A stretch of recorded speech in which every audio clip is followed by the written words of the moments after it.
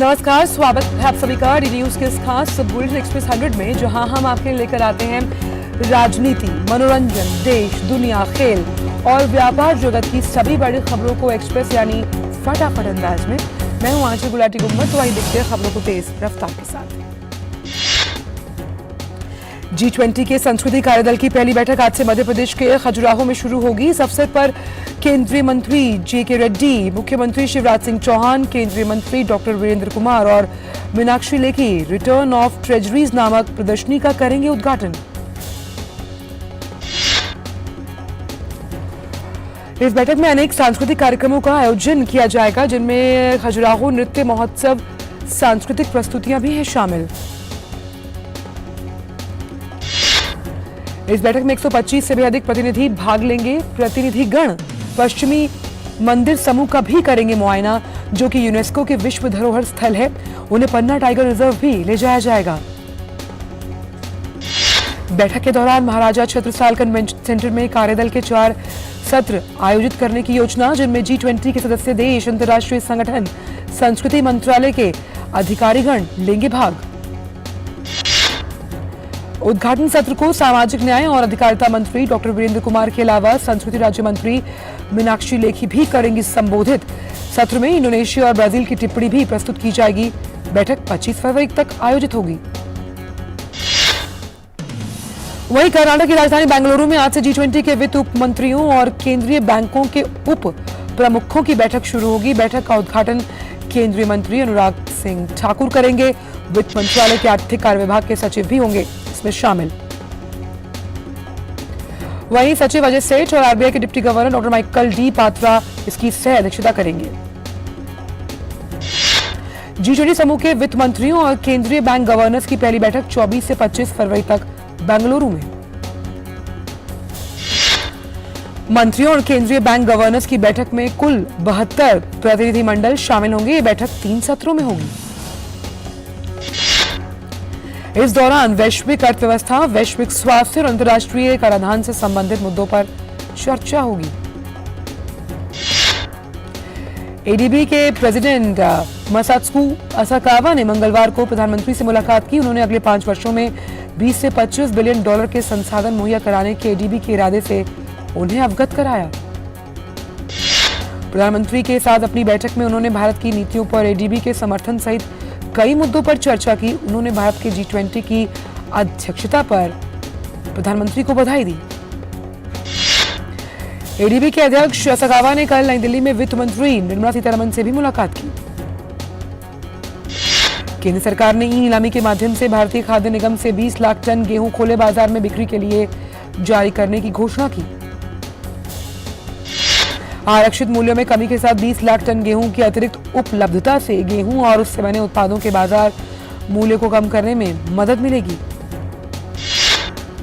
इससे पहले गृह मंत्री अमित शाह की अध्यक्षता में मंत्रियों की समिति ने ई नीलामी के जरिए 30 लाख टन गेहूं जारी करने का निर्णय लिया था। उपभोक्ता मामलों के मंत्रालय ने कहा कि अब तक खुला बाजार बिक्री योजना 2023 के अंतर्गत 50 लाख टन गेहूं जारी करने का निर्णय लिया गया। मंत्रालय ने कहा कि खुला बाजार बिक्री योजना नीति 2023 की घोषणा के बाद गेहूं और आटे की कीमतों में कमी आई। भाजपा अध्यक्ष JP नड्डा आज से पूर्वोत्तर राज्य नागालैंड के 2 दिवसीय दौरे पर रहेंगे। 60 सदस्यीय नागालैंड विधानसभा के लिए चुनाव 27 फरवरी को होना है। भाजपा प्रमुख नागालैंड चुनाव में अपनी पार्टी के उम्मीदवारों के लिए अन्य नेताओं के साथ विभिन्न स्थानों पर प्रचार करेंगे। भाजपा अध्यक्ष JP नड्डा आज नई दिल्ली स्थित सुषमा स्वराज भवन में Modi shaping a global order in flux नामक पुस्तक का विमोचन करेंगे। सुजन चिनॉय, विजय चौथेवाला और उत्तम कुमार सिन्हा द्वारा संपादित पुस्तक का अग्रसेन विदेश मंत्री S जयशंकर द्वारा किया गया है। पुस्तक प्रधानमंत्री के दूसरे कार्यकाल की गहनता से देखने, पुनः मूल्यांकन करने और परस्पर जुड़ी चुनौतियों को फिर से समायोजित करने और भारत के हितों से समझौता किए बिना भारत की आर्थिक, औद्योगिक और स्वास्थ्य सेवाओं को और भी बेहतर बनाने के बारे में। पुस्तक में बदलती भू राजनीति, आर्थिक मंदी, सार्वजनिक स्वास्थ्य दबाव, टेक्नोलॉजी और नवाचार सफलताओं और विभिन्न प्रकार के उभरते और विकसित जोखिम का इसमें वर्णन किया गया है। दिल्ली नगर निगम के मेयर और उप मेयर का चुनाव आज होगा। हंगामे के कारण दिल्ली नगर निगम के सदन की 3 कार्यवाही बेनतीजा। सुप्रीम कोर्ट के आदेश के बाद अब मेयर चुनाव की तैयारी पूरी। सुप्रीम कोर्ट ने आम आदमी पार्टी के मेयर पद की उम्मीदवार की याचिका पर आज चुनाव कराने का आदेश दिया था। सुप्रीम कोर्ट ने कहा था कि सदन की आज होने वाली बैठक में ही मेयर का चुनाव कराया जाए। साथ ही एलजी द्वारा नामित सदस्यों के महापौर चुनाव में मतदान को रोक दिया। मेयर चुनाव के लिए अब तक 6 जनवरी, 24 जनवरी और 6 फरवरी को सदन की बैठक बुलाई गई, लेकिन तीनों बार सदन में हंगामे के कारण मेयर का चुनाव नहीं हो पाया। उत्तर प्रदेश सरकार आज वित्तीय वर्ष 2023-24 का राज्य का बजट पेश करेंगी। वित्त मंत्री सुरेश खन्ना सुबह 11 बजे विधानसभा में योगी सरकार का दूसरा वार्षिक बजट पेश करेंगे। यूपी विधानसभा में आज वार्षिक बजट पेश होने के बाद राज्यपाल के अभिभाषण पर धन्यवाद प्रस्ताव पर चर्चा भी शुरू होगी। वक्त एक ब्रेक का।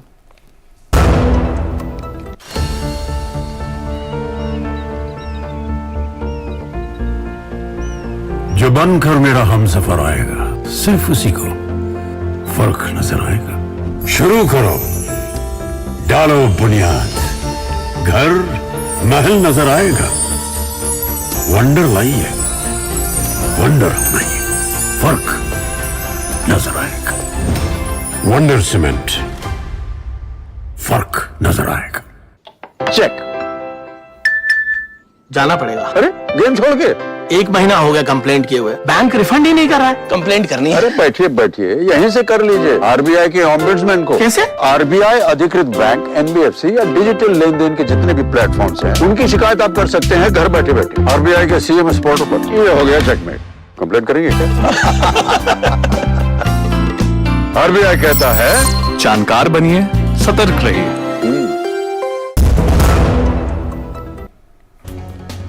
ब्रेक के बाद एक्सप्रेस 100 में सभी का स्वागत। रुक करते हैं अन्य खबरों का एक्सप्रेस अंदाज में।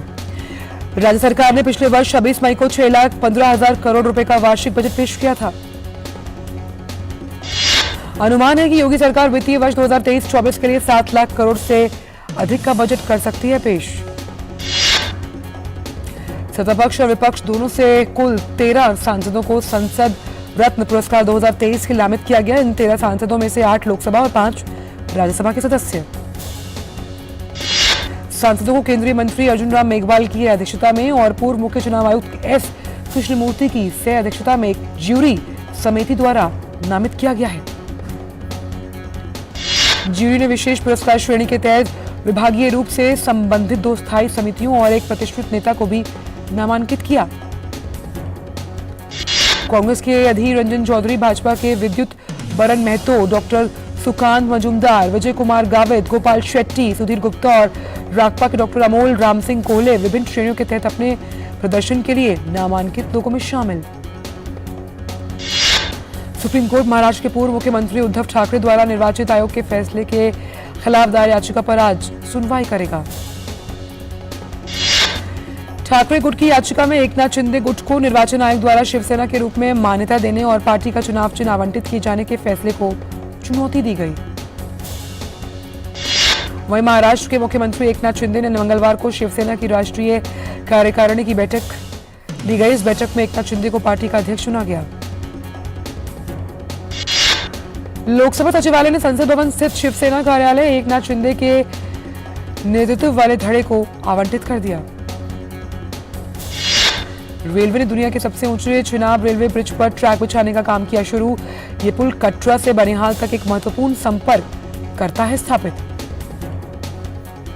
जम्मू कश्मीर के रियासी जिले में चिनाब रेलवे पुल पर पटरी बिछाने का काम मंगलवार को शुरू हो गया। ये पुल नदी तल से 359 मीटर ऊपर स्थित।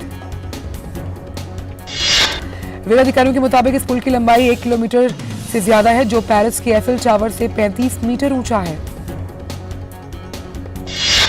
स्वास्थ्य और परिवार कल्याण मंत्री ने मंगलवार को WHO की इंटीग्रेटेड पीपल सेंटर्ड आई केयर पर उच्च स्तरीय बैठक को किया संबोधित। केंद्रीय वाणिज्य एवं उद्योग मंत्री पीयूष गोयल ने बिजली उद्योग से बड़े निर्यात लक्ष्य तय करने और उस दिशा में काम करने के लिए कहा। उन्होंने कहा कि इस क्षेत्र में वृद्धि की अपार संभावनाएं। वाणिज्य मंत्री ने विद्युत उद्योग से जुड़े सभी क्षेत्रों में गुणवत्ता नियंत्रण आदेश जारी करने की जरूरतों पर बल दिया। केंद्र सरकार ने कपास की गांठों के अनिवार्य प्रमाणन के लिए गुणवत्ता नियंत्रण आदेश को मंजूरी दे दी। केंद्रीय उद्योग मंत्री पीयूष गोयल ने भारतीय कपास की ब्रांडिंग, कपास मूल्य श्रृंखला के संवर्धन पर जोर दिया।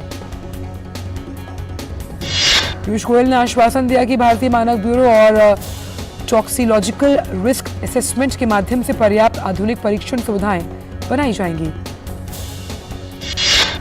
खरीफ विपणन सत्र 2022-23 के लिए धान की खरीद सुचारू रूप से चल रही है और अब तक 702 लाख मीट्रिक टन से अधिक धान की खरीद की जा चुकी है। उपभोक्ता कार्य, खाद्य और सार्वजनिक वितरण मंत्रालय ने कहा कि देश की आवश्यकताओं को पूरा करने के लिए केंद्रीय पूल में चावल का पर्याप्त भंडार उपलब्ध। मंत्रालय ने कहा कि पिछले सीजन की 749 लाख मीट्रिक टन की खरीद की तुलना वर्तमान खरीफ विपणन सीजन 2022-23 के दौरान 765 लाख मीट्रिक टन की खरीद का अनुमान है धान का। रसायन और उर्वरक मंत्री मनसुख मांडविया ने कहा कि आयात पर निर्भरता कम करने के लिए उच्च गुणवत्ता की औषधियों और आधुनिक चिकित्सा उपकरणों का उत्पादन बढ़ाया जाएगा। शेयर बाजार में कारोबार का समय बढ़ाने की बात चल रही है। इंडियन शेयर मार्केट का ट्रेडिंग टाइम दोपहर 3:30 से बढ़ाकर शाम 5 बजे तक किया जा सकता है। हाल ही में मुंबई से शिरडी और सोलापुर के लिए शुरू की गई वंदे भारत एक्सप्रेस में यात्रियों की संख्या लगातार बढ़ रही है। छत्रपति शिवाजी टर्मिनस से पुणे होते हुए सोलापुर जाने वाली वंदे भारत एक्सप्रेस में सप्ताह में कम से कम 12,000 यात्रियों ने सफर किया।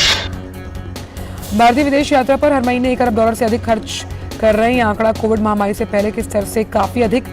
आरबीआई के आंकड़ों के अनुसार 2021-22 के समान अवधि में खर्च $4 अरब से ज्यादा था। प्रधानमंत्री मातृ वंदना योजना के क्रियान्वयन में मध्य प्रदेश ने फिर बाजी मारी। केंद्रीय महिला एवं बाल विकास मंत्री स्मृति ईरानी ने इसके लिए प्रदेश की प्रशंसा करते हुए कहा कि प्रदेश अन्य राज्यों के लिए उदाहरण बनेगा। एनएचएआई ने कुछ समय पहले शुरू किए गए दिल्ली मुंबई एक्सप्रेस के कुछ हिस्सों पर ऐसे वाहनों के प्रवेश पर रोक लगा दी जो धीमी गति से चलते हैं या फिर तेज गति से आने वाले वाहनों से टक्कर होने की संभावनाएं अधिक रहती हैं। एनसीएलटी ने मंगलवार को रिलायंस कैपिटल के ऋणदाताओं की याचिका पर सुनवाई को पूरी किया और अपनी आदेश को सुरक्षित रखा। याचिका में कर्ज में डूबी फर्म के लिए दूसरे दौर की वित्तीय बोली का अनुरोध किया गया है। सेबी के नए प्रस्ताव के मुताबिक नई लिस्टेड कंपनियों को एमडी, सीईओ, सीएफओ जैसे पदों को खाली होने पर 3 महीने के अंदर भरना होगा। इसके अलावा डायरेक्टर पद पर खाली होने पर भी 3 महीने में से भरना होगा। नई लिस्टेड कंपनियों को 3 महीने में कंप्लायंस ऑफिसर का पद भरना जरूरी। विप्रो ने अधिक से अधिक वेतन पर रखे गए फ्रेशर से पूछा कि क्या वे लगभग आधे वेतन के साथ प्रोजेक्ट्स पर काम करेंगे। कंपनी ने फ्रेशर्स से ईमेल के जरिए ये बात पूछी। वक्त ब्रेक का।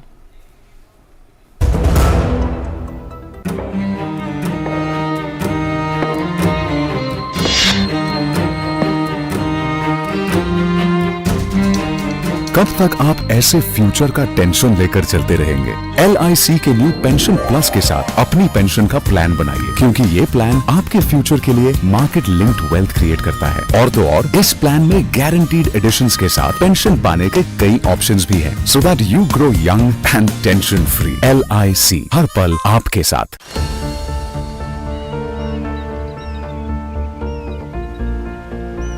जो बनकर मेरा हमसफर आएगा सिर्फ उसी को फर्क नजर आएगा। शुरू करो, डालो बुनियाद, घर महल नजर आएगा।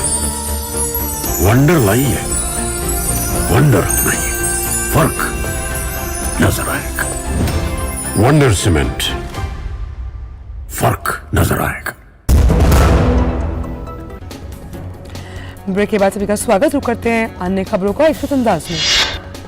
एयर इंडिया ने अपने 470 नए विमानों के लिए हायरिंग की शुरू। रिपोर्ट्स के मुताबिक बोइंग और एयरबस से विमानों की डिलीवरी के लिए तैयार एयर इंडिया ने विभिन्न रैंक्स और भूमिकाओं में भर्ती करना शुरू किया। वैश्विक इलेक्ट्रिकल वाहन चार्जिंग राजस्व 2027 तक $300 अरब से अधिक होने की संभावना, जो 2023 में $66 अरब से अधिक। गूगल के स्वामित्व वाले वीडियो शेयरिंग प्लेटफॉर्म यूट्यूब ने पॉडकास्ट के लिए अपने नए टूल्स का टेस्ट करने के लिए नया फीचर एक्सपेरिमेंट लॉन्च किया। अमेरिकी राष्ट्रपति जो बाइडेन ने कहा कि रूस की यूक्रेन पर कभी भी विजय नहीं होगी।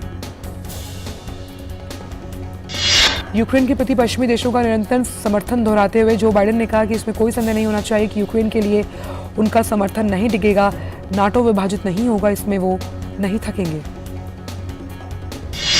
पिछले 12 महीनों में अमेरिकी राष्ट्रपति दूसरी बार पोलैंड की आधिकारिक यात्रा पर गए और इस यात्रा पर यूक्रेन की राजधानी पहुंचने के बाद वह लोगों को संबोधित कर रहे थे।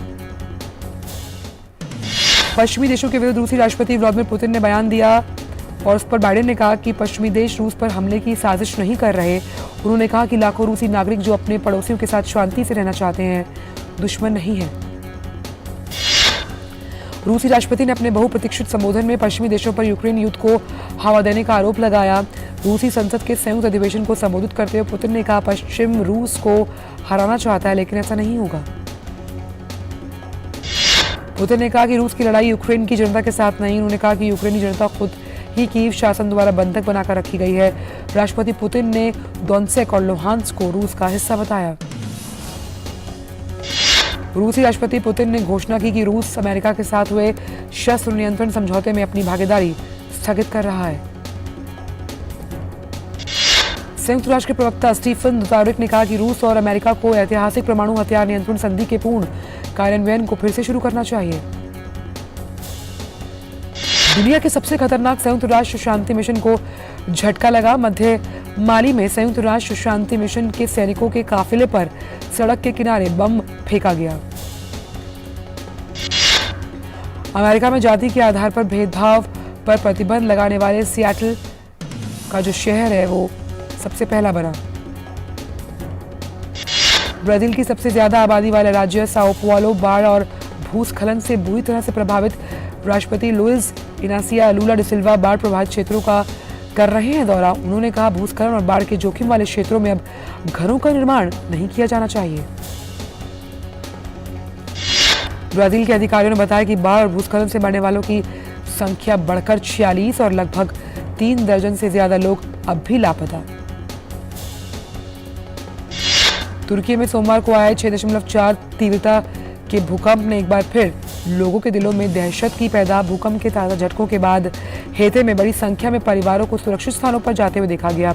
सोमवार को आए भूकंप में 3 लोगों की मौत हुई, 200 से ज्यादा घायल। रूस में मध्य मॉस्को की एक इमारत में आग लगने से 2 बच्चों सहित कम से कम 6 लोगों की मौत। हादसे में 9 लोगों को चोटें आई। हादसे वाली इमारत में करीब 200 लोगों को सुरक्षित निकाला गया।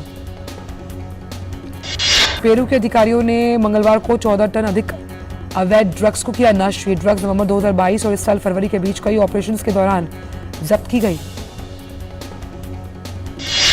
क्यूबा के जंगलों में फैली आग एक राष्ट्रीय उद्यान के करीब पहुंची। राजधानी हवाना से लगभग 800 किलोमीटर पूर्व क्यूबा के होलगुइन प्रांत में पहाड़ी पेनारेस डी मयारी क्षेत्र में शुरू हुई आग पर काबू पाने के प्रयास जारी। पेरू में अधिकारियों ने बताया कि बीते 1 महीने के दौरान बर्ड फ्लू के कारण 700 से ज्यादा सी लॉयंस की मौत। उन्होंने बताया पूरे क्षेत्र में H5N1 स्ट्रेन फैल चुका है। वक्त एक ब्रेक का।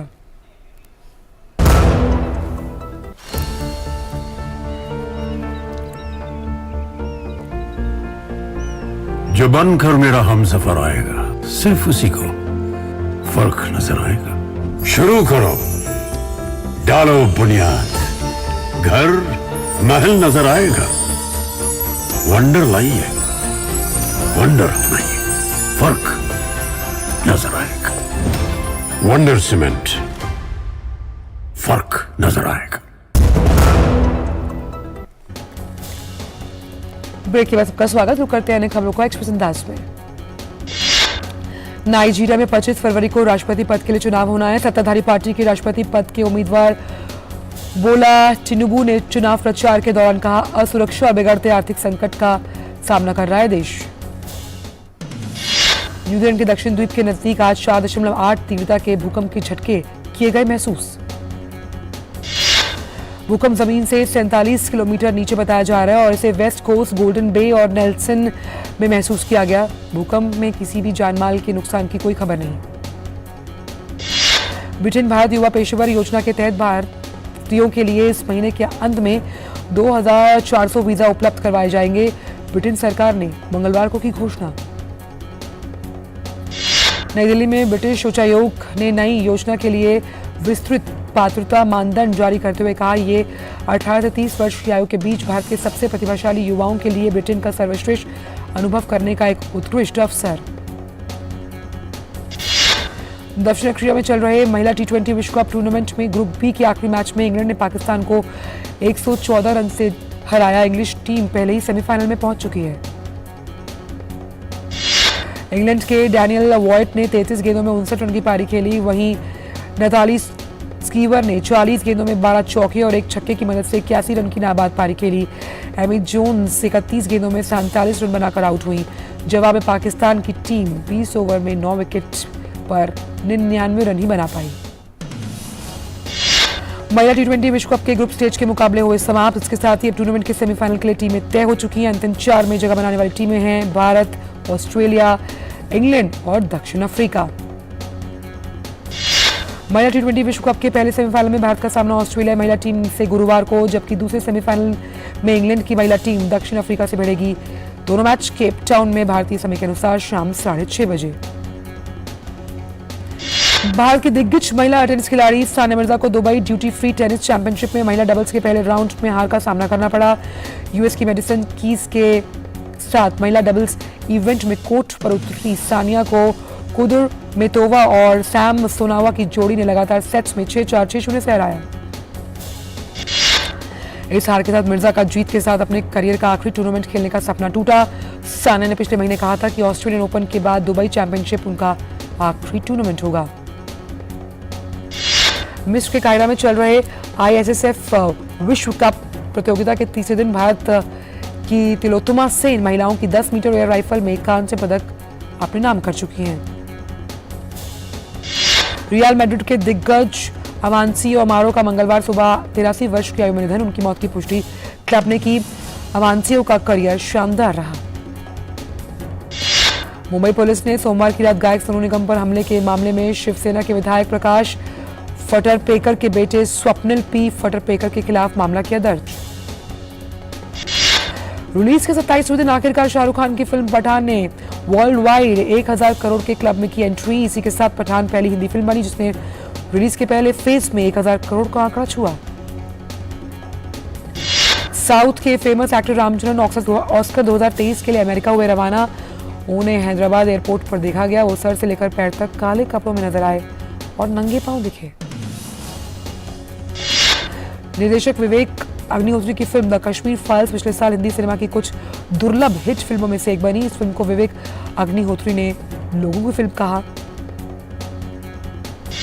हिंदी सिनेमा की कल्ट फिल्मों में शुमार फिल्म हेरा फेरी की तीसरी कड़ी पर काम हुआ शुरू। इस फिल्म में इस बार भी तिकड़ी, अक्षय कुमार, परेश रावल और सुनील शेट्टी लीड रोल में नजर आएंगे। बॉलीवुड अभिनेता कार्तिक आर्यन और अभिनेत्री कृति सेनन की फिल्म शहजादे बॉक्स ऑफिस पर फ्लॉप साबित हुई। फिल्म शहजादा बॉक्स ऑफिस कलेक्शन के 4 दिन में केवल 22 करोड़ ही कमा पाई। लव रंजन की तू झूठी मैं मक्कार में रणबीर कपूर और श्रद्धा कपूर साथ नजर आने वाले हैं। फिल्म का तीसरा गाना शो मी द ठुमका रिलीज हुआ।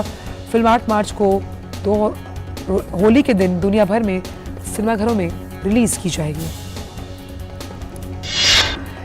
तो एक्सप्रेस 100 में इतना ही। दीजिए इजाजत। नमस्कार।